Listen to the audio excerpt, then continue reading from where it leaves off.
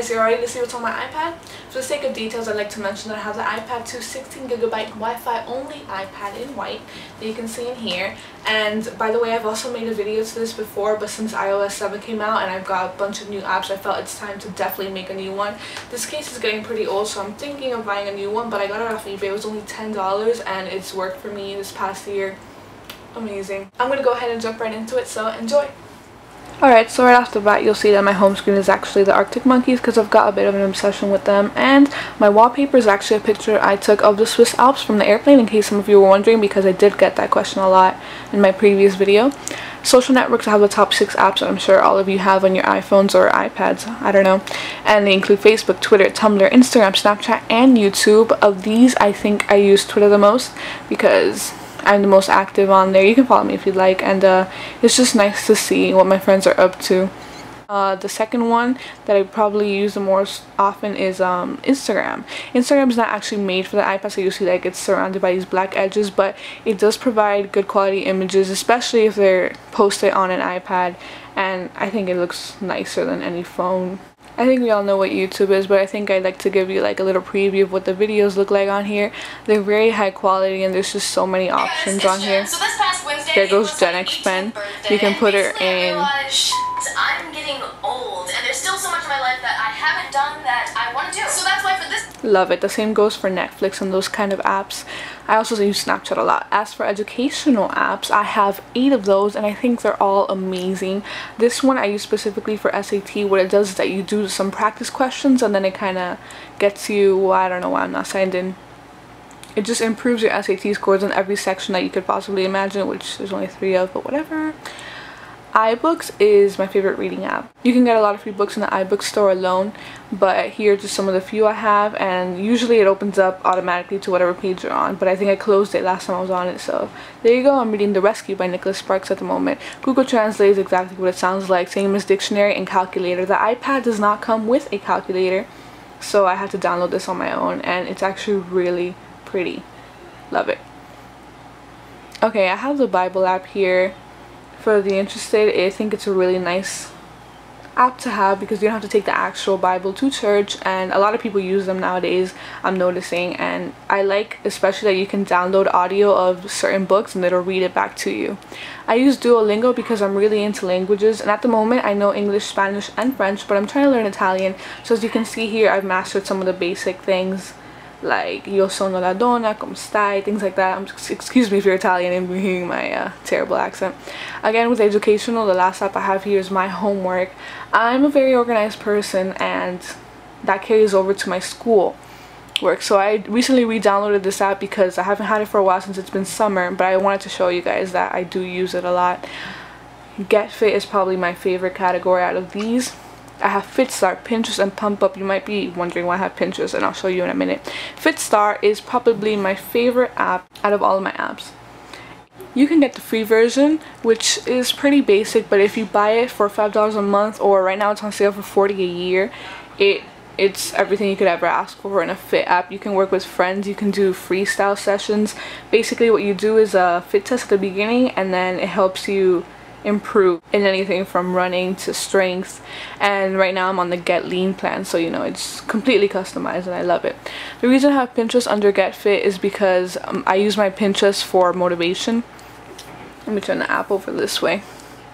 You can see that health and fitness is one of my most recent boards, and here I have some fitness inspiration. If I go back to my profile, you'll see that I also have exercises which I use whenever I want to get a little, you know, a little twist from what FitStar has to offer.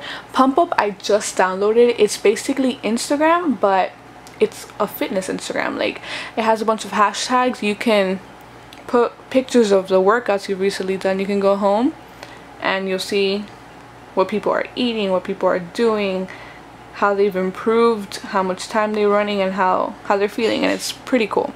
Once again, it's like Instagram but for fitness. Mail, self-explanatory. I've got Yahoo and Gmail, just my main accounts.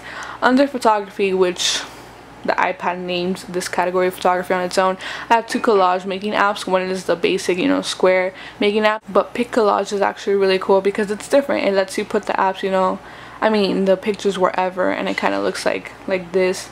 The only thing I don't like about it is that it's rectangle, and whenever I try to put it on Instagram, I'd have to use an app like Square Ready, which makes vertical or horizontal images fit into a square by adding white or whatever color borders like this.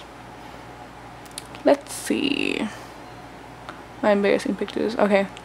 That's my friend Ellen that I recently took photos of. And if you click this button right here, it makes it a square. You can take it a step further and add more border, or you can even trim it however you like. It's a really good app. VSCO Cam, I use it in place of the Instagram filters because I'm really into that vintage looking like pictures, such as, let's once again use a picture of my friend Ellen. You import it into the gallery and you click these little tools and you have all these awesome filters that you can add more of, less of, combine, and they're way better than the Instagram ones in my opinion. PicArt is more filters. VidStitch lets you put videos and pictures together so you can post on Instagram, and Insta No Crop is the same thing as Square Ready but for videos. Under my utilities, I have the basics once again: App Store, clock, sightings, FaceTime, maps, contacts, calendar, reminder. All come with the iPad except for Supernote, which is basically a note-taking tool. It's a notebook. It's a really cool notebook that I wrote there specifically for this video. And you can see that you can add emoji also on the iPad, and that's really easy to do, by the way. You just go to settings, general, you go down to keyboards, and then you add a keyboard and you select emoji. Another app that did not come with the iPad that I have here under utilities is Chase, just to keep my debit card information, you know, up to date and know what's going on with my transactions. I have 6 games here. I'm not a big fan of games on the iPad, but some of these are actually really nice because the iPad has a good gaming interface. I especially like Subway Surfers and how it looks on the iPad, which is probably my most played game. It takes a while to load up at the beginning, but it's really cool. Check it out. Run, little guy, run. I'm not super good at it. See, I already hit a thing. Whatever, it's really fun. It looks really nice. That's mostly what I like about it. I have 2048 and piano tiles, which was popular a while ago. I'm not sure about its popularity now, but my brother likes to play it a lot. I'm really bad at it. I kind of just kept it for him. It gets faster. And then if you click a white tile, you lose. And it tells you how you did. Under my media, I have videos, photos, and photo booths. Photo booth is fun. Let's take a selfie. I have this tripod awkwardly set up. Smile! Okay, and you can add a whole bunch of crazy effects on photo booth, and of course your images are under your photos. Entertainment, I have Vine, Pages, Netflix, iMovie, Fandango, Game Center, and Pandora. Pandora is awesome, and I also interchange it between iTunes Radio because they both have pretty great music, but I think Pandora is a bit better. iMovie I bought for I think $5 and I do not like it at all. If you don't have a Mac, I guess it's a good app, but I barely learned how to use it just because I don't like the interface, and I have iMovie on my Mac computer already. Fandango and Netflix are my 2 go-to movie apps. This one's to actually buy tickets, which I do a lot, especially if the movies just came out and I want to see it. Most recently bought for me was The Fault in Our Stars. Vine, self-explanatory. Pages is actually stands for Facebook pages, where I keep my photography page updated, and Netflix looks awesome on the iPad. I'm not logged in at the moment, I don't think. Let's see. No, but the videos look great. I love watching The Office and Doctor Who on there. And finally, let's move down to my 4 main apps down here. I have Music, Safari, Camera, and Messages. Music is awesome. You can play it while you're working out, while you're just listening to music, whatever. And I don't have much on here. It's mostly on my computer, but it looks great. Oh, and the iTunes Radio is something that I really like. You can put different stations like Are You Mine by Arctic Monkeys, and then it'll play similar songs by the artist or by another artist. I have my camera here, which is, oh, my messy room.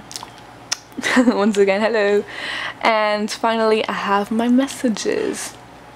Messaging is fun. It's probably my favorite app ever. I actually send myself messages a lot because I can get them from my iPad to my computer quick and have like uploads from my camera in seconds, literally. And then if you don't have an iPhone like me, then It's awesome. Just give people your email and then save it under your name, and it feels like you're messaging an iPhone user.